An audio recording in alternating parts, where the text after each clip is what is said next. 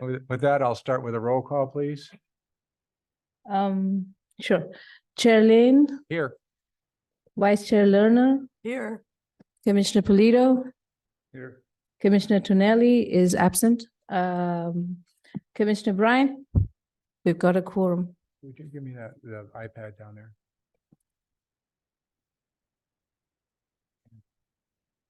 Real quick, I'm going to give this to Bob, so Bob has what we have. Thank you. All right, and with that, then we'll go ahead on the approval of minutes. And I brought it up to the staff beforehand. There's a bunch of technical issues with the minutes this time. There's a couple things I noted was there's a lot of stuff that's out of order, like the things about the notification of the fact that the public comment was open. It comes after the vote, which is the wrong order. It wasn't brought up in another item. There's a bunch of other little technical things. So staff, they've got a company that does this for them, and they had a new person that did it, and apparently they came in very late, so they didn't have a chance to check it. So they'll be adjusting that. So I would move the minutes with the adjustments that we're talking about here. There's a bunch of detail. It looks like somebody just sort of took paragraphs and dropped them in, but didn't look at the order on them. With that, I'll need a second. Second. All right, Nancy, your second. All right, all those in favor say aye. Aye. Aye. Okay. All right, very good. We can do that, but since we're all here, I love it. We're back to the individual voting. All right, or group voting. With that, then the item number 4 is a public hearing. And in that segment of it, we ask for I skipped over the public comments. Let me go with the public comments section. This is for items that aren't on the agenda, just so we have items that are brought up that somebody might want to talk about, or get us updates on things that have been brought up in the past, or items that they think we should know about. So with that, I'll open up the public comment section, and I'm not seeing anybody rushing to the podium. And I don't see anybody online. So with that, we'll close the public comment section and bring up the public hearing items. Public hearing items number 4A is the item that we're going to be talking about today. Item 4B was withdrawn, but we can give you the details of that when we get to it. But we'll start with 4A. Yes. The procedure on all of our items is always the same. We'll start with an overview from staff, then we'll have questions for the commission to staff. Then we'll open up the public comment section. We'll start with the applicant or their representative. Then we'll close the public, and then the commission can ask questions of the speakers at that point. Anyone who speaks after the applicant, then we'll go through that, and then we'll bring it back to the commission for discussion and action as appropriate. If anybody comes in during the time we're talking or comes online, then I'll go through that again so everybody's on the same page. With that, I'll go ahead and Radha, it's yours to do, right? No, this is Sean Manalo's project. Sean, man, okay, we're getting money's worth out of you too. All right, good. Go ahead, Sean. Good evening, commissioners. Yes, the item before you is tree protection zone. It's for a tree protection zone exception for one redwood tree up to 6.7 times DBH for a proposed 3-car detached garage at 39 Berry Lane and the R1A zoning district.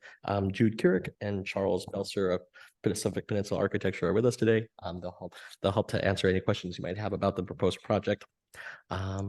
Moving here to figure 2 on your staff report. The subject site is located at 39 Berry Lane, a 1.03 acre interior lot. The applicant is requesting a tree protection zone exception for 2 small corners of a 3-car detached garage that exceed past the 8x TPZ down to 6.7 times. The proposal is part of a full site development, including the demolition of the existing single-family dwelling and the construction of a new single-family residence with a detached ADU and detached accessory building. The submitted project places the proposed garage at a location that minimally encroaches into the TPZ area for the subject tree and complies with the town's general development standards for accessory structures. And for that reason, staff's recommending approval of this PTBZ this evening. And with that, I'll pass it down to Sally, our town arborist, to speak to more details on her recommendation. So I recommended this item because it's only 2 very small corners of the structure. They adjusted the structure so that it encroaches a lot less into that 8 times and 6 times area. The majority of the structure is within the existing driveway. And the neighbor's tree is a fairly large tree. So that really impacts what they can put there if we restricted them with that. So I didn't see any reason why I would not recommend such a small section of the structure. The architect stated that it's only 3%. 3% of the roots are impacted within the 8X TPZ. So it's Okay. very, very small impacts. All right, very good. They're very healthy trees too. All right, any questions of staff? One question. Go ahead. You say. Oh, pull your mic up. Oh, I forgot. Yeah. Forgot I'm public. When you say roots that are encountered during the hand excavation that are 2 inches in diameter or larger should not be cut, is that the way it reads? That's just a standard that the town has. So I wonder how you do that if that's where the foundation goes. I mean, it's up to the contractor and the site arborist to determine where the roots are located. And so if roots are encountered, then they can discuss with their project arborist what to do going forward. To mitigate that. To either mitigate it or if it's decided that there's other larger roots, structural roots that, if it's not going to impact the tree because the roots are only 2 inches, then they can find that there's other structural roots. So if they cut that 1 2-inch root, it wouldn't impact it. But it's really up to the site. I guess my Yeah. where I'm getting at is, do they have to come back to you and come back to us at that point? Oh, You work it out with them. yes. Because you let me take out a redwood tree. I think they're non-native and can be disastrous in a residential setting. And I can't tell you how many hours digging up roots, some of which were this big around. I know, I saw your tree, your tree, yeah, it had a lot of roots. So, I mean, they want to do this project and we're approving it, but they will have to still not damage the tree. We It do was a have- very we- healthy tree. We I do saw have it. regulations, even if you damage the tree, we can issue fines.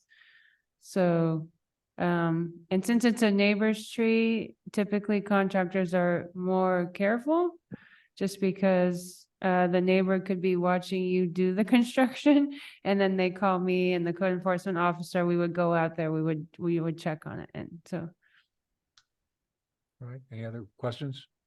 All right, with that, Sally, is that it? yep, Okay, that's it.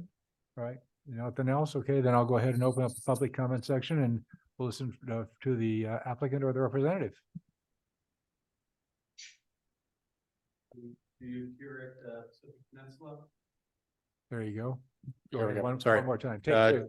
Sorry about that. Take two. Jude Carrick, Pacific Peninsula Architecture. Good to see you tonight. Merry Christmas. Here. We're just here tonight for a simple request for a tree encroachment. As always, we try to work with Sally and our arborist to come up with a good solution. Just in general, the neighboring property is a little dated and there's a lot of trees that are in poor health, and we're working with that neighbor to clean up that situation. So our goal is definitely to maintain the health of the large redwood, and we will go to all measures to make sure that that tree is preserved as best as possible. All right, very good. Any questions? All right, thank you. Thank you you. for waiting. All right. I'll go ahead. Anyone else here to speak on the item? Or no one else is online, so I'll go ahead and close the public comment section and bring it back to the commission for discussion and action as appropriate. I don't have anything on this one at all. It just seems straightforward. Too bad he had to make a meeting out of it, but good to see it at the holiday time. So thank you for coming. All right, I need a motion. I'll move. All right, you got a motion? Got a second? Bob, you want to second this one? So All right, moved and seconded. Although, we better go for a roll call on this one. Roll call, please. We have to read it. Yeah. Oh, yeah, go ahead. Why don't you read it? Go- I know what it says, but go ahead. Go ahead. Make your motion. I move that the planning commission find the exception to the tree protection zone for the one tree at 39 Berry Lane as listed below. Tree number 9-41 redwood tree up to 6.7x for a proposed 3-car detached garage is categorically exempt from California Environmental Quality Act pursuant to CEQA section 15304, minor alterations to land. This project would not be contrary to the purpose and intent of the general plan for the reasons outlined in the staff report, and that the commission approved the TPZ exception subject to conditions as listed in the draft TPZ certificate. Roll call? It's moved and seconded. It just want to point out that if you made a shorter motion, this meeting would even be shorter, but that's all right. Go ahead. Roll call, please. Commissioner Bryant, Yes, aye. Commissioner Polito, Aye. Chair Lane, Yes, Vice Chair Lerner. Yes. all right. The very motion good. passes. All right, good. Congratulations. And we've got the item 4B. Thank you very much. Thank you very much. I have fun and do a good job.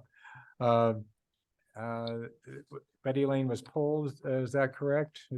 Yes, this applicant Yeah. has withdrawn his application, I think the day before we published it, so they are within their rights to withdraw their application. They will be returning to staff with a full site development and pursue projects, which we will guide them accordingly. Okay, all right, very good.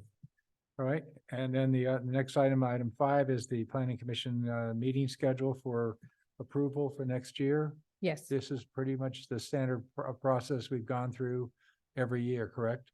yes.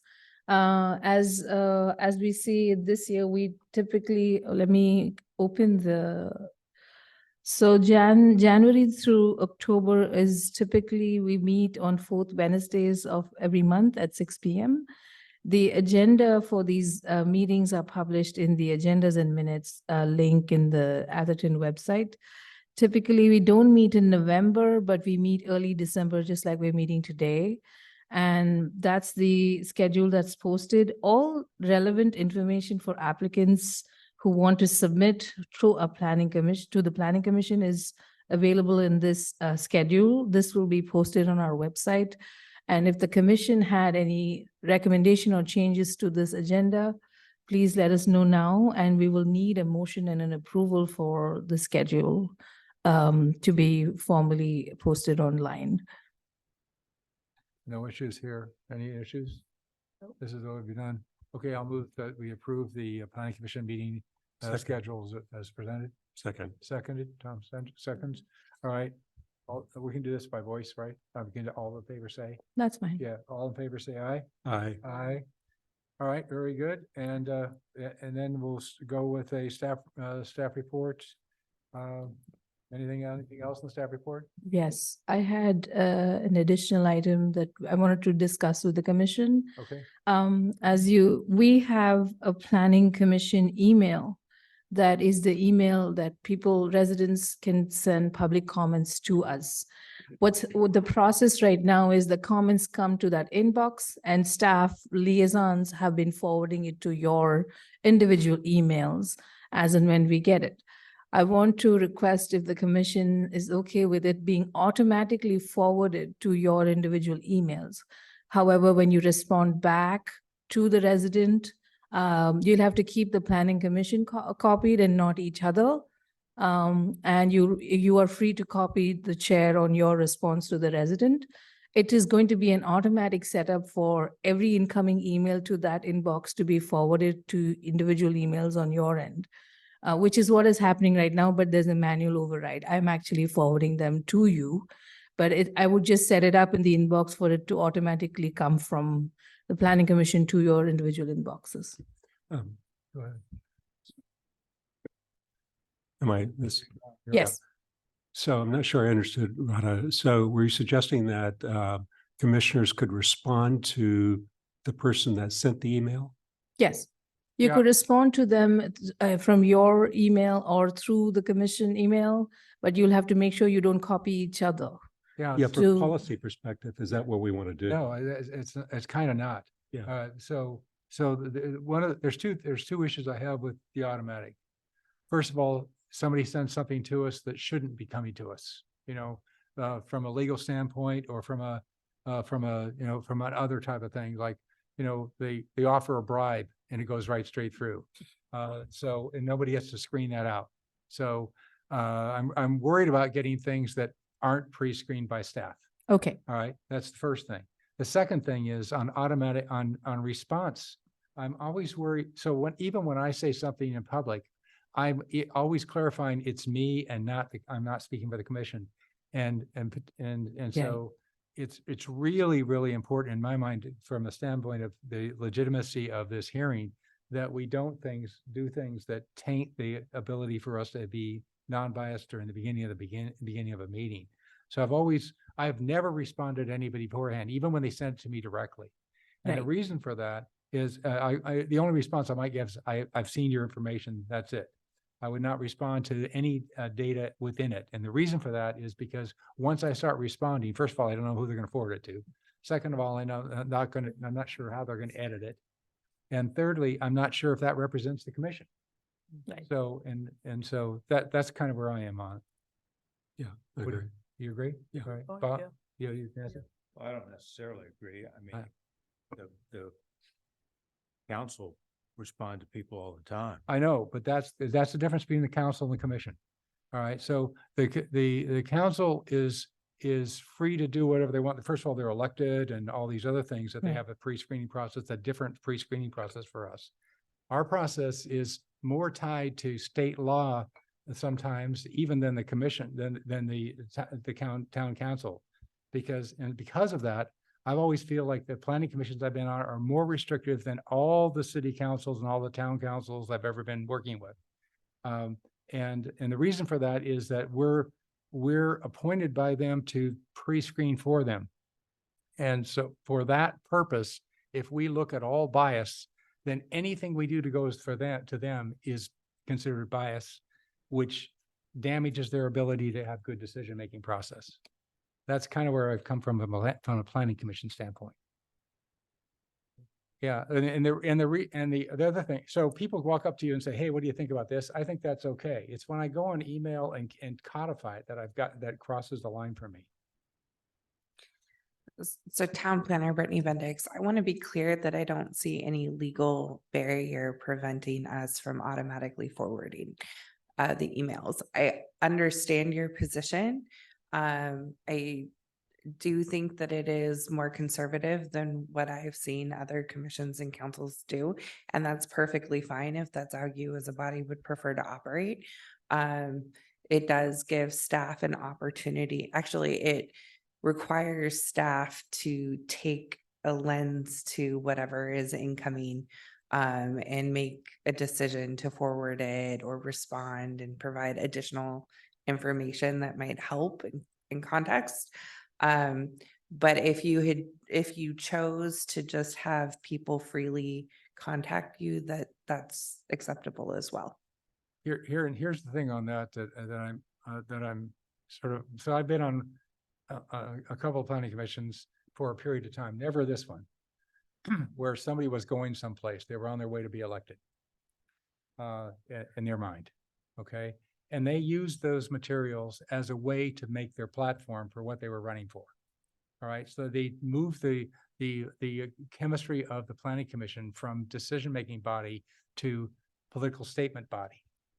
And there's nobody on this commission that I see that as an issue, but I've seen it happen in a very bad way at the county planning commission's level.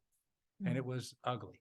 And so maybe I am a conservative on it. The other thing about it too is that I always feel like there's a tendency for us to take act. I'm a get it done now kind of person.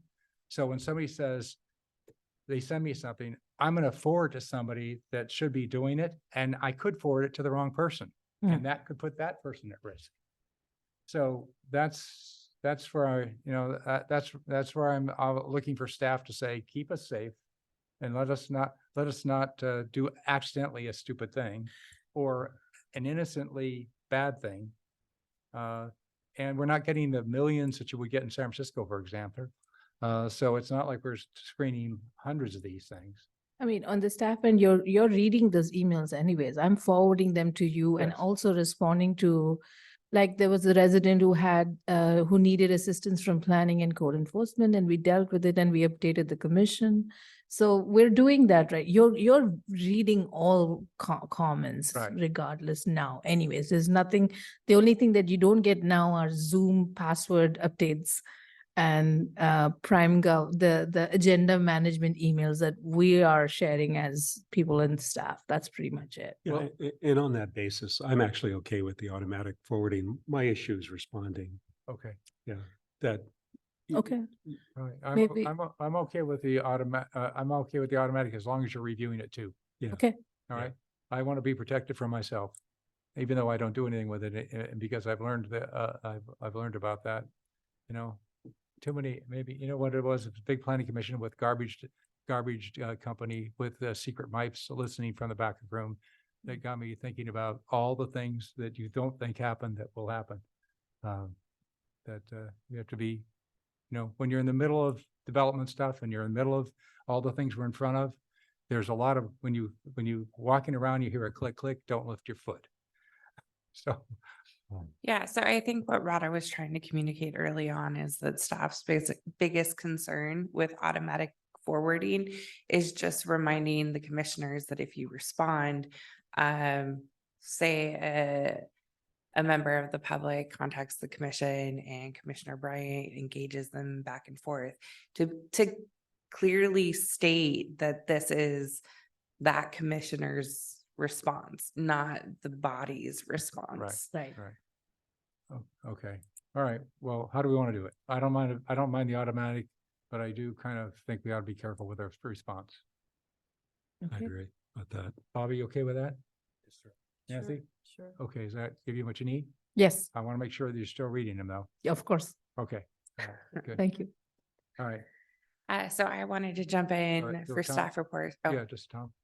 Well, you might be jumping in on to answer my question. Yeah. So, I would like for you to walk us through what we're doing over the next month relative to housing element. sure. There's a bunch, Yeah. there's a number of things that we're gonna have to review and vote on, I'm assuming. And Yes. So when is that? And I was gonna That's- actually start in the past and walk us forward Yeah, into the That's why future. Brittany's here. She didn't Uh, 100% accept that.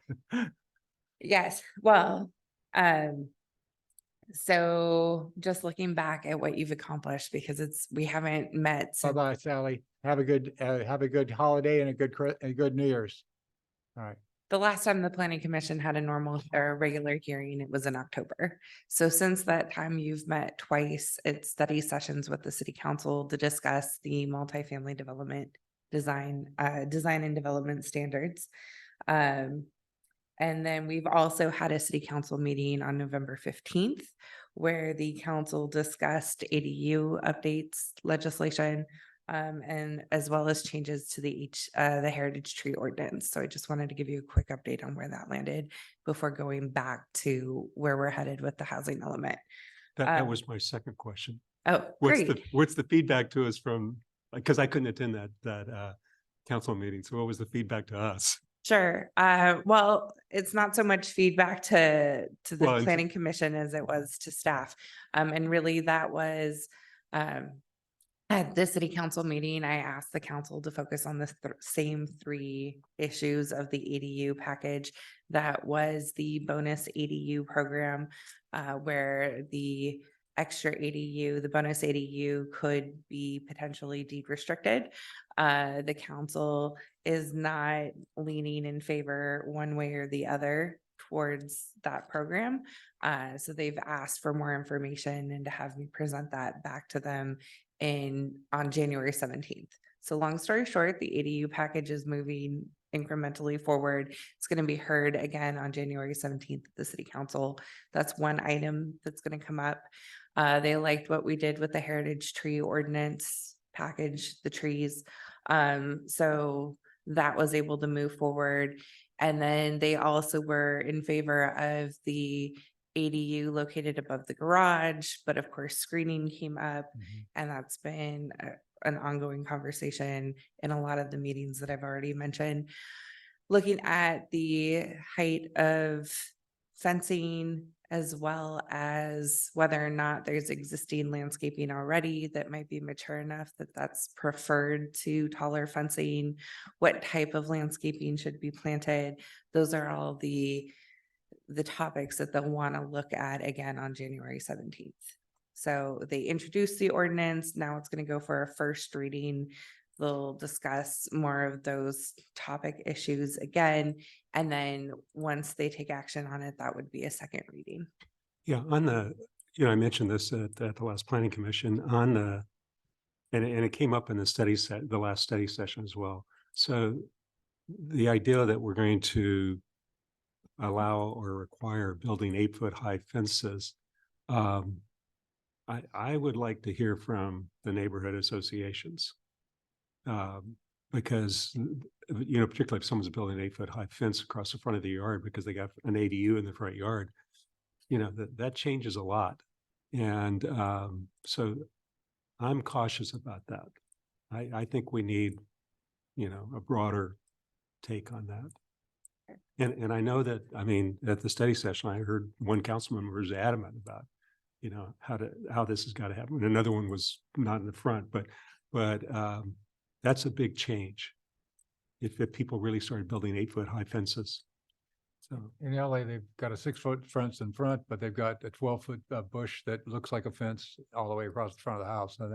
And that's because they've cut the lot in half.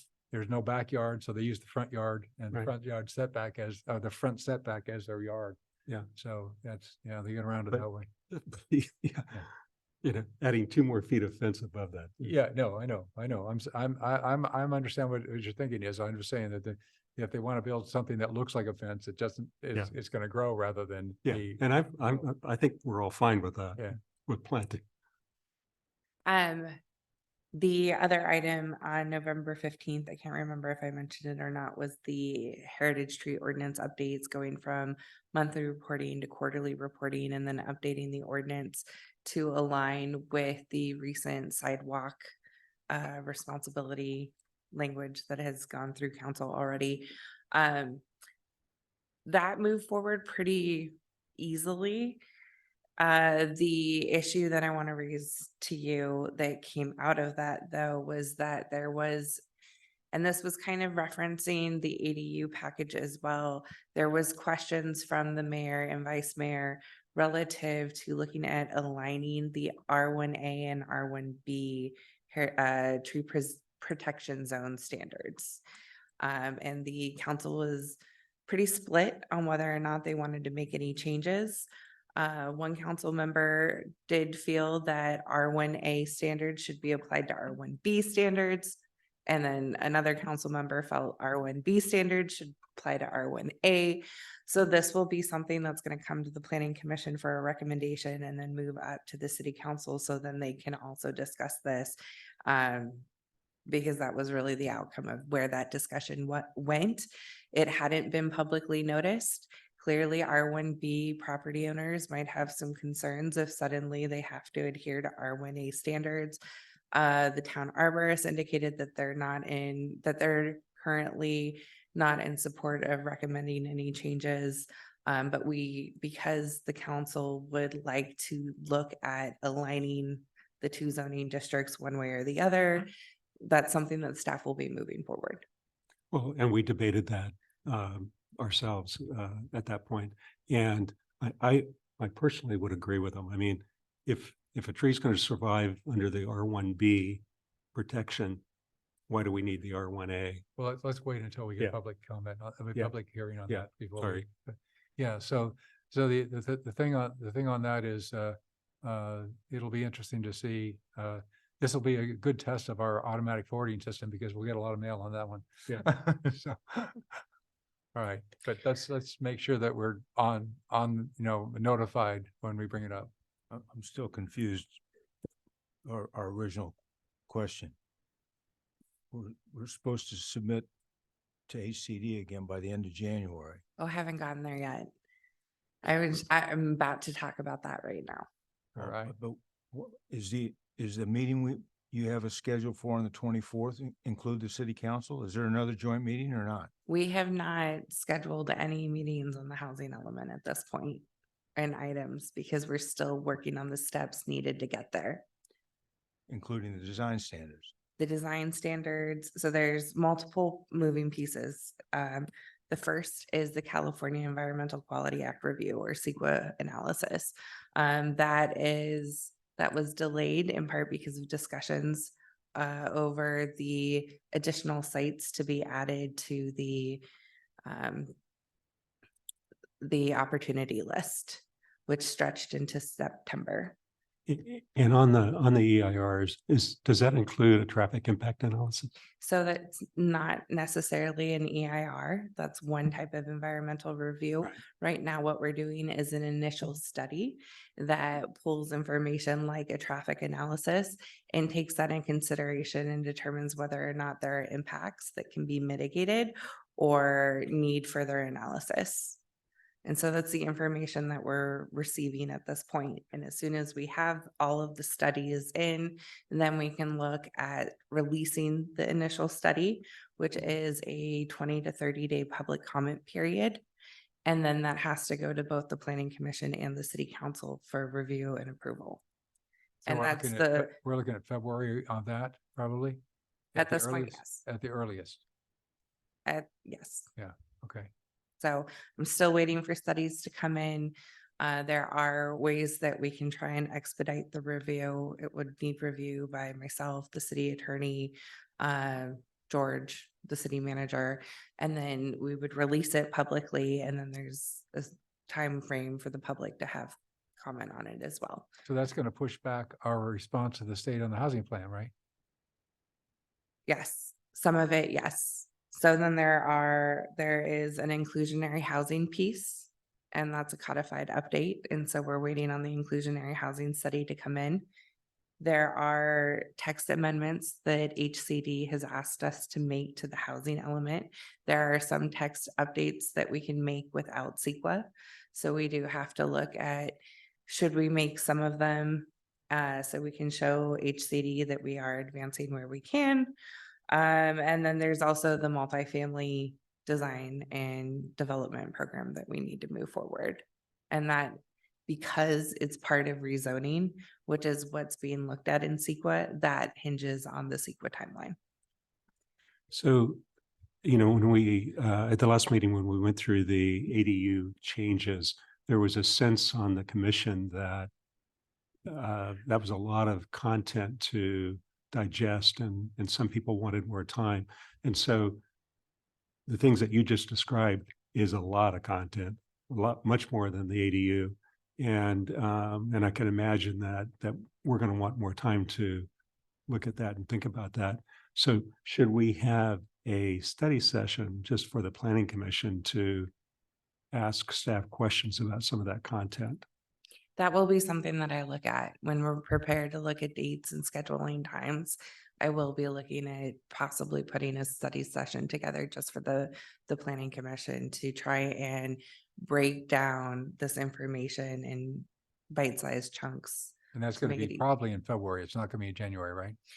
It depends on when the information's available. If we can start having a discussion on inclusionary housing, I'd rather get that Yeah, moving. yeah, I would too. So I wouldn't have to bring everything to you at once. Right. And you have the opportunity to focus on, even though everything does combine into a big picture, you're at least starting to get introduced to topics that are going to be part of the ultimate action.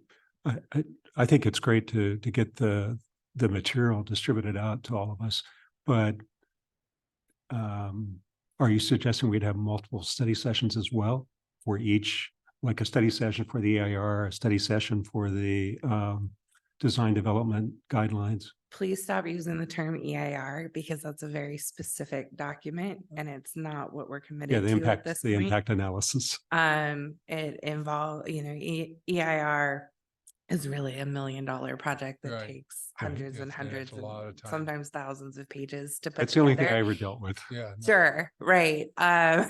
That's not, Yeah, we're and not. I understand. And so That's nuclear, Right. it is kind of the greatest extent of Right. what CEQA looks like. And so I don't want to put that out there Yeah, because I no, I don't understand. necessarily think that's where we're Right. headed. The other thing, I But, think, but the question is, in terms of a study session, I mean, getting all the material out and everybody having a chance to. we're not going to do anything stupid, okay? So that's going to be the first thing. The other thing too is I want to make sure that staff feels comfortable with what they're presenting us, so it's not half baked, and then we get Yeah. we half baked on top I of it. agree. All So right. typically, when we have situations like this, Right. the planning director, town planner will work with the commission president to come up with a timeline that's reasonable. Right. And that may or may not include adding additional hearings.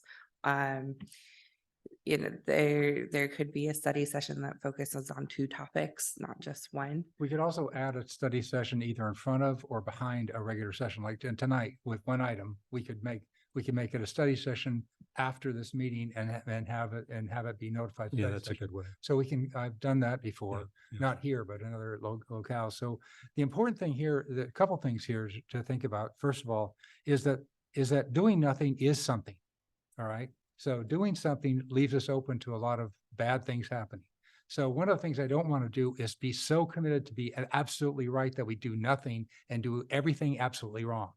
So for example, if we put something out there and then a month later we say, this doesn't work, we bring it back here and we change the rule. Mhm. But not having a rule makes us dead in the water. So I'm worried that, that we're getting this habit overall of either over engineering and under communicating at the same time.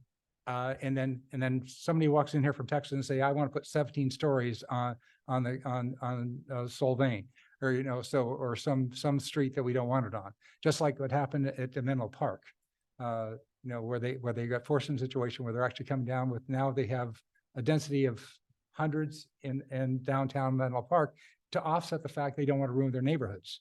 So we got to be very, very clear on the fact that taking action in a smart direction, you're doing 70% right to get 30% fixable is safer for the community than trying to do 100% wrong, right, and do 0. So in this next 3-month period, I don't want somebody from Texas to come and tell us how we want to develop. I do think that building on what Chair Lane is mentioning, it is important to look back at, we gave council a deadline of July to give us sites to study for CEQA. We didn't end up getting sites to study for CEQA until late September. We started a conversation on design and development standards for multifamily housing. That was just a study session meant to be introductory on November 1st. And we couldn't conclude that conversation until November 27th.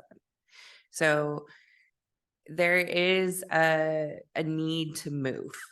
And there is some flexibility to come back and revisit things if we don't like it, but we do need to advance the dialogue any which way that we can to actually get some progress that we can show the state and get something into them to look at.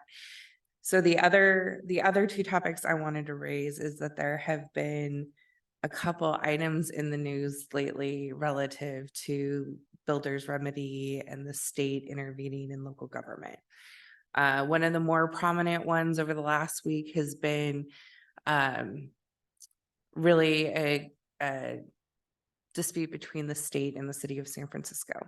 The city of San Francisco has a certified housing element. However, they are not demonstrating in their first year of operating under that housing element that they can actually meet the pace of development that they set. And part of that is attributed, I have a little insight here because I was a city planner in San Francisco for 10 years.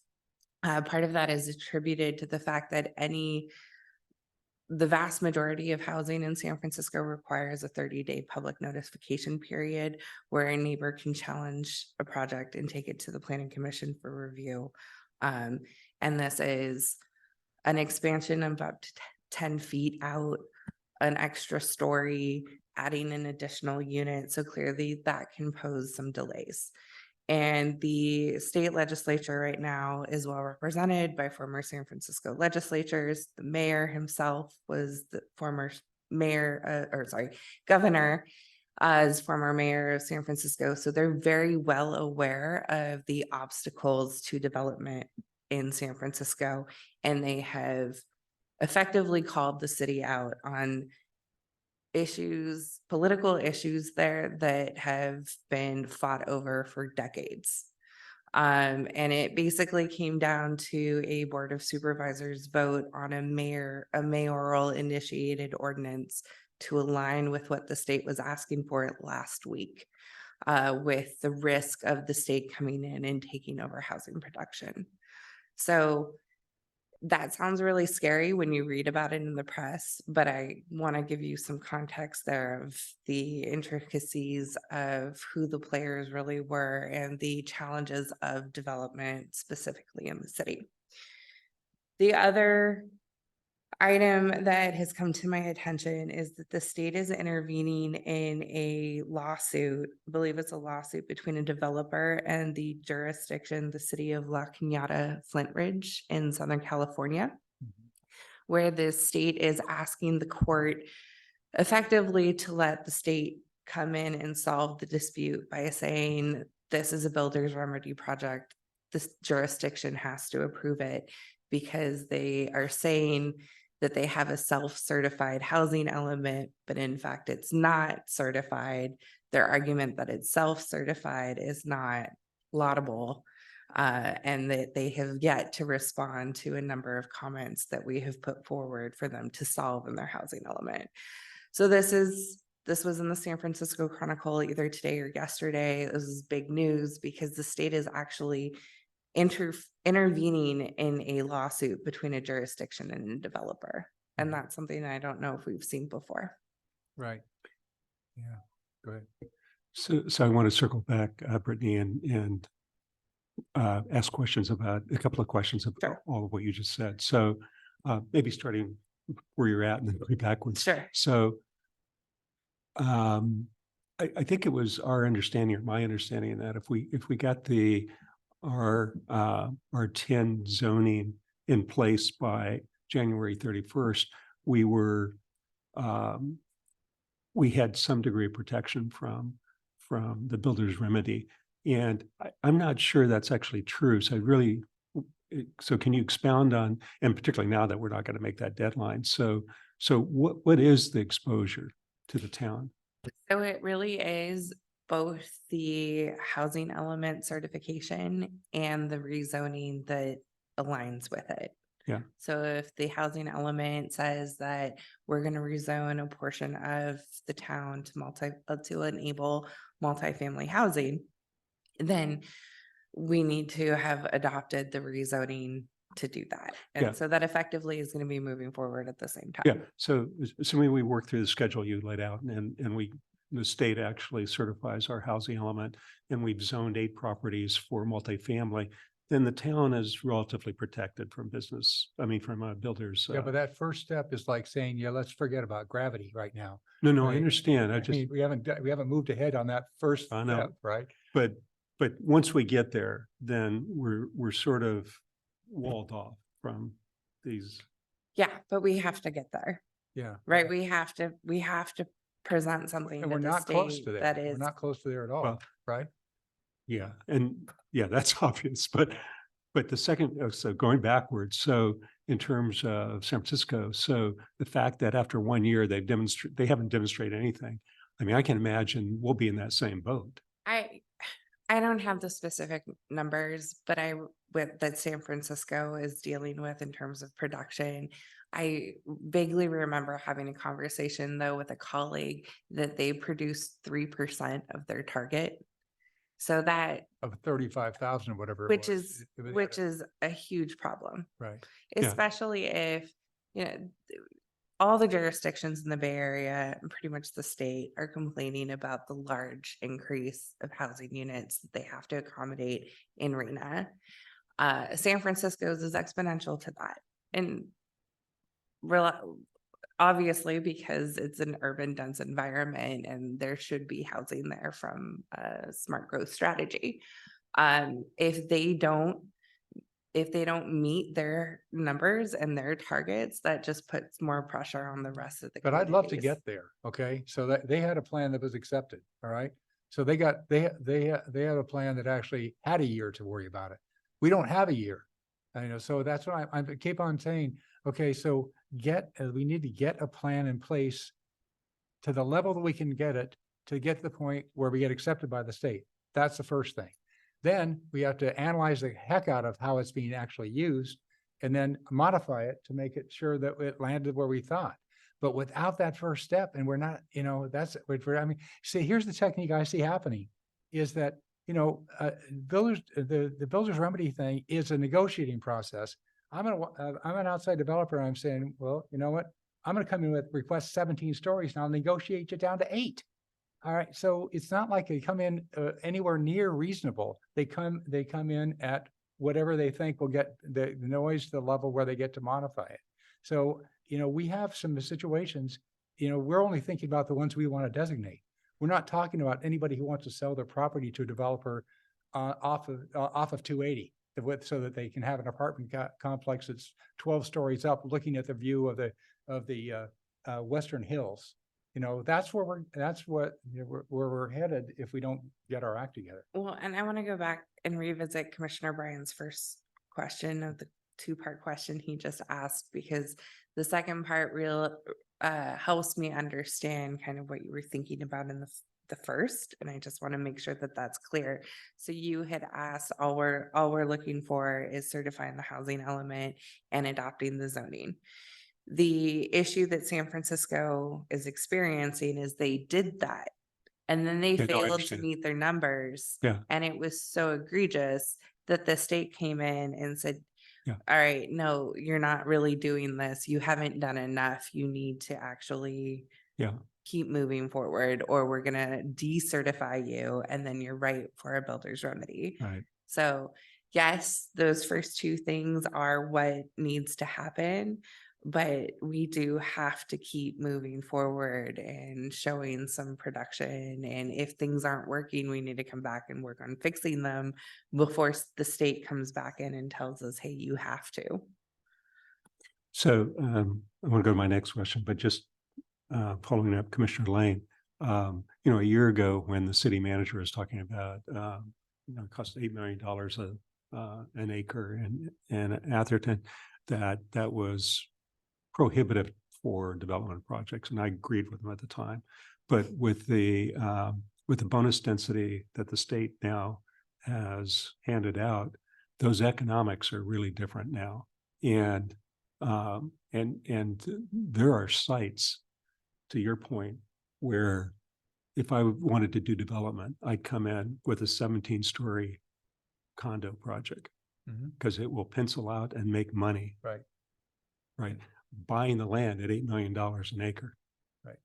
And Yeah. so, With a view of the 280 Yeah. and the hills over there and. yeah. So I do feel like we're probably exposed. Yeah. Well, let's do everything you can. Okay, so my next question, going backwards. So the study session, Finish tonight though, right? yeah, we are. Okay, good. I'm using, Oh, yeah, we still have 10 minutes for an hour meeting. I know. I was thinking, well, it's gonna be a 15-minute meeting, but go ahead. But Brittany's here. I've never seen one. I have. I've actually chaired them, but with one item, but go ahead. So I think the study session's been great, but they've also sort of been haphazard, right? We've been all over the place. And so does staff have the input that you need to put together Yes. a straw man for design objectives? Yes. Okay. The issue has not been that they have the input. In all the meetings I've been, they haven't had a convergence of input. I know- felt like at the very end of the last study session. Yeah, we got it there. We the started first time. converging. But that was after I've been to like 8 or 9 different meetings where that wasn't even close. Yeah. So it's important, that although they get a lot of input, there's focus and vision of Right. where we're going. But anyway, keep talking, keep doing what you're doing. I want to make sure you stay healthy because you're in the center of this in a big way.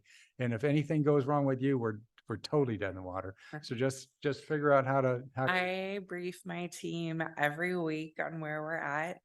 There are other teams at play too, but we are coordinating together. And so, All right, good, because we are at a point right now, the next 3 months are going to be extremely critical for this town. And I don't know if the town has any idea how critical these next 3 months are. But, as much as we've been saying this is real, over the next 3 months, it'll be excruciatingly real. So that's just my crystal ball. Yeah, just again, I'm sure you know this, but there have been, I think, 3 builder remedies filed in Palo Alto in the last Yep. last 2 months. Right. So again, Well, when the market starts to tip up, they'll be all over the place. yeah, well, it's also the bonus density. I mean, the numbers have Changed. changed. All right. Anything else, Brittany? no, I'm done. All I'm right. good Well, at you had that. something else. Go ahead, say it. I do want to remind the commissioners that when we're talking about multifamily, we need to make sure that we're availing rental options as well. That's a key component of AFFH. Yeah, say it again. So the housing challenge that we're trying to solve with multifamily and addressing AFFH is not exclusively for ownership. It needs to be facilitating rental units too. Right. Making sure that we're providing both types of options. Right. Right. I still don't get it. So are you excluding for sale housing? No, Okay, but we can't exclude rental either. yeah. So So if somebody comes in with a proposal for an apartment house, we can't knock it out just because it's a rental property Right. as a choice. So the design and development standards need to accommodate both typologies. yeah, so this was my comment about Tom's presentation because he really sized it for rental housing, Yeah. not condominiums. And the condominiums are twice what the apartments would be. And so the FAR is going to be in the 75% range for sale housing, where it might be half of that for apartments. And so Let's stop now because I don't want a lot of I want to be on the record and have people in front of us when we're doing all these discussions. So I want to make sure you've got the clarity about what he's talking about, but I don't want to go into deep dive without it being on the agenda. So we understand what you're saying, that we've got to make sure we have accommodation for both. We understand what you're saying, that that the numbers are changing. Leave it at that right now, but Yeah. let's get it on the agenda for a study session or a public session, because I want to make sure that everyone believes that we're being open and involving everybody on this rather than go into too much detail just at the end of a meeting. yeah, I'm good with that. I think this is an important distinction, but I agree we should put it on. But the one thing I want to make a comment about this too. I think it's really important that we explain to residents that multifamily housing is not low income housing. Yes, you said that at the study session. Right, Yeah. and We that's heard been that. said in a bunch of meetings I've been talking about as a way to demonstrate why Atherton can't comply. So it works both ways in terms of the studies in terms of the way it's been communicated. And actually, sometimes because of that kind of comment, I mean, the idea that we can't comply actually works against us having a decision on a plan. Yeah. Because people say, well, you're not going to do it anyway, so why even trying? So But there has to be some level of affordability, get a density bonus, right? Yes. But it's 20% of the units. I In understand, one and- situation. And it also goes all the way up to moderate income or whatever that level is, that's a 6-figure number, Right. even for a party of one, so. Let's get us whatever we need and get you whatever you need and make sure we're moving this thing ahead so that we can get to where we wanted to be last year. Well, being available for meetings is what I need at this point moving forward. So I Forgive would me. appreciate that. Yeah, I'm flexible depending on, I even made it back here right after my brother died, so, just, get us some date choices and we'll take it. Thank you. All right, anything else? Motion to adjourn. Oh, Second. man, 20 minutes ago. Okay, all I'm gonna say is, I'm deputized to officially say this. We know if you're naughty or nice. We'll see you next month. Eric, thank you, for the present. Oh, no problem, no problem. Everyone's favoring the motion to adjourn, Oh, I isn't it? motion to adjourn. You got a motion He for did, Bob and then and I will everybody in second it. favor. 20 minutes ago, but, I second. well, that. He I didn't seconded it. I recognize just you. need everybody to agree. All in favor? All in favors? Go ahead. Aye. Aye, Commissioner Polito's Aye. walking. yeah. Thank you. Oh, man. Stick a fork in me.